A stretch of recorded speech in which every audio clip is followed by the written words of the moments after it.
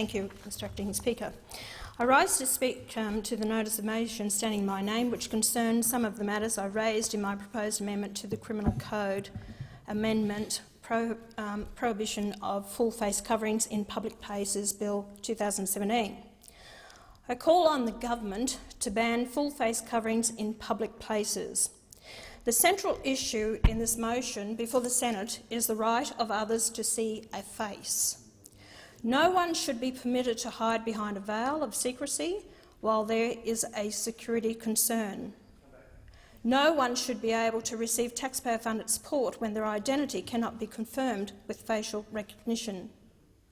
Our law recognises some cases where the right to see an individual's face is more important than the right to another to keep their face hidden. These situations include when a person is committing an unlawful act or giving evidence to a court. In the UK, they are now debating whether a patient in a public hospital has the right to see the face of a treating nurse or doctor. In Canada, they have decided that a woman in a burqa can take the oath of citizenship.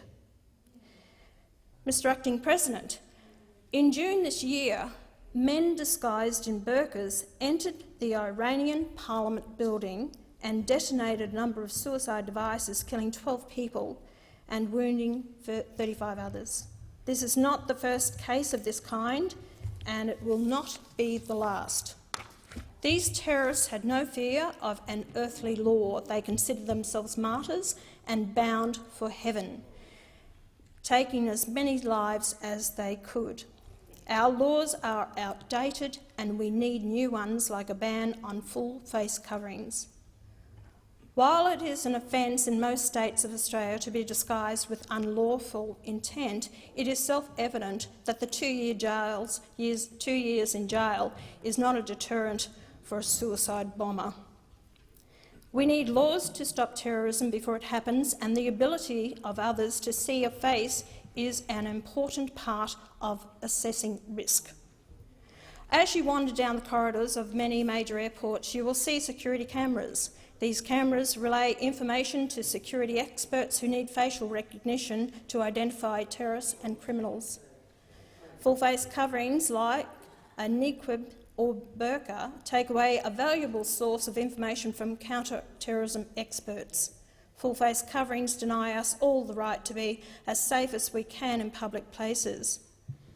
The number one job of any government is to keep its citizens safe, and that is why a number of Islamic countries have banned full-face coverings, including Malaysia, Turkey, Tunisia, Egypt and the Congo. If the burqa was a religious requirement, then it would not have been banned in public places in Islamic countries. The fact is, wearing a burqa is not a religious requirement. Non-Islamic countries like Switzerland, Norway, Germany, France, Belgium, the Netherlands, Spain, China and Russia have also banned full-face coverings. Again, lawmakers believe a ban improves public safety and enables social cohesion. Australians don't like double standards.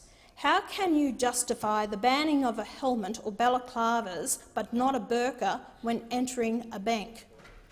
Australia is a Christian country built on Judeo-Christian values, but many Muslims see Christians as a threat to Islam because it celebrates a falsehood, and so we are progressively seeing the celebration of Christmas in public spaces withdrawn. It's a case of a small minority telling the majority how to live. Development applications for halal housing estates have been rejected to date, but it's only a matter of time before Muslims will have the numbers to get these estates approved. There is no place in Australia for migrants who want to come here and change the foundation stones of our way of life. My message to those who want to live under Sharia law is to migrate to an Islamic country, but don't come here to Australia. In 2014, Roy Morgan asked Australians whether or not the burqa should be banned in public places. 70% of Liberal voters wanted the burqa banned and 44% of Labor voters agreed.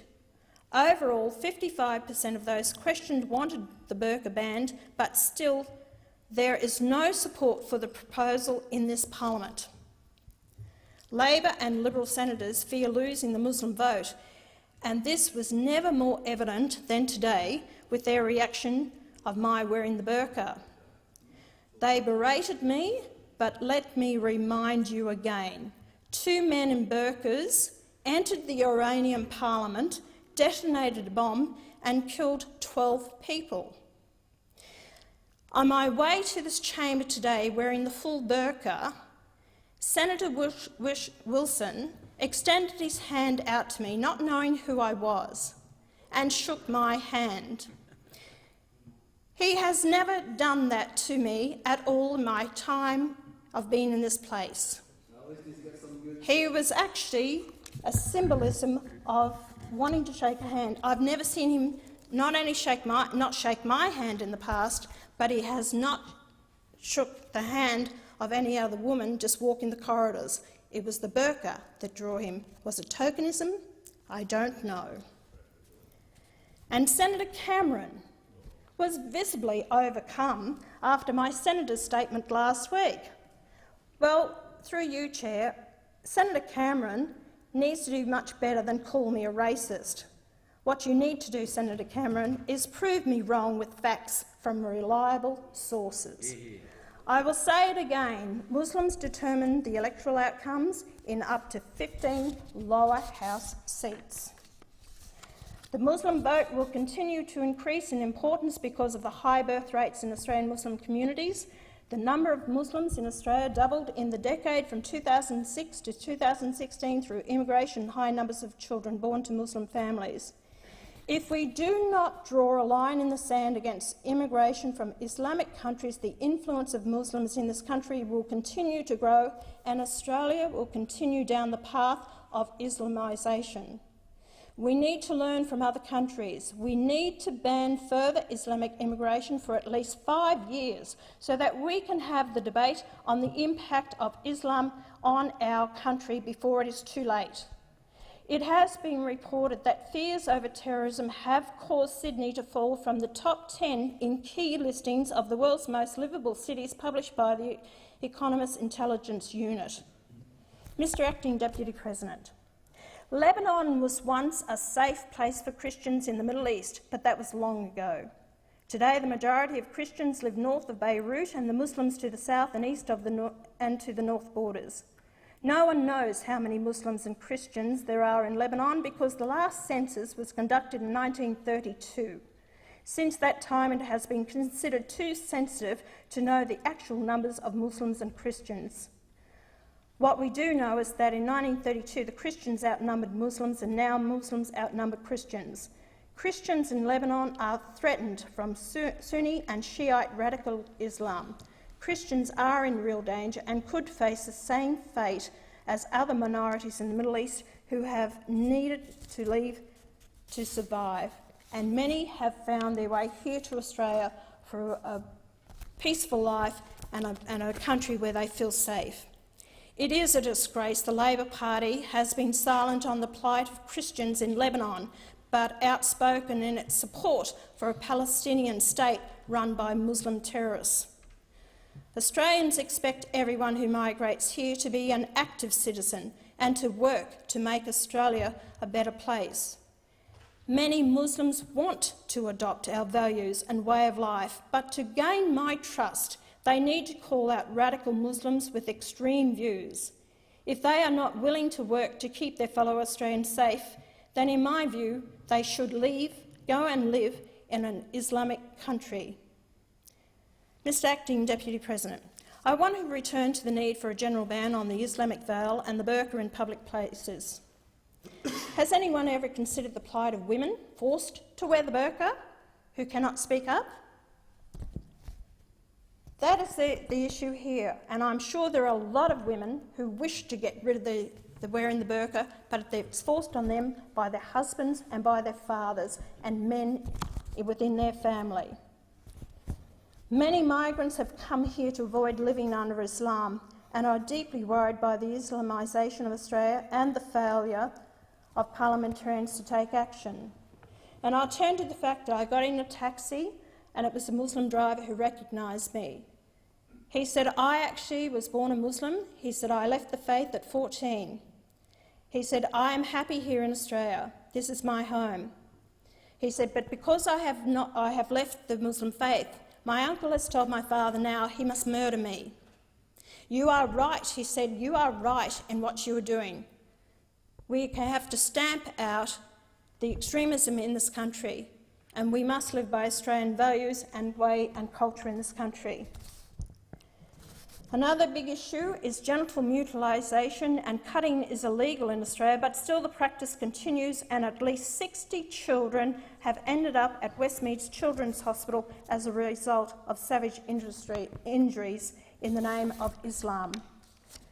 The meaning of the Islamic veil, niqab or burqa, has varied over time, but what has never changed is the way the wearer is separated from everyone else. This separation is a barrier to the formation of relationships so necessary to integrate into the Australian way of life. More and more taxpayer money is being spent to keep us safe from homegrown Islamic terrorism. We pay for security at airports, hospitals and in public buildings, and we put the lives of the police and others in danger because of thousands of radicalised Australian Muslims. I don't know the cost of keeping Australia safe from extreme and violent Muslims, and invite the government to publish those figures annually. The threat from radicalised Australian Muslims was recognised in a recent decision by the New South Wales Land Environment Court, where the court agreed with the submission made by Waverley Council that the building of a new synagogue could attract the attention of Muslim terrorists.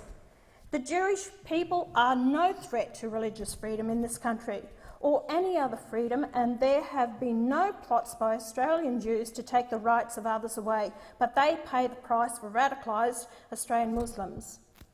Any further outdated immigration policies which support Islamic immigration can only drive up the cost of providing safety against Muslims, money that could otherwise have been spent building schools and hospitals.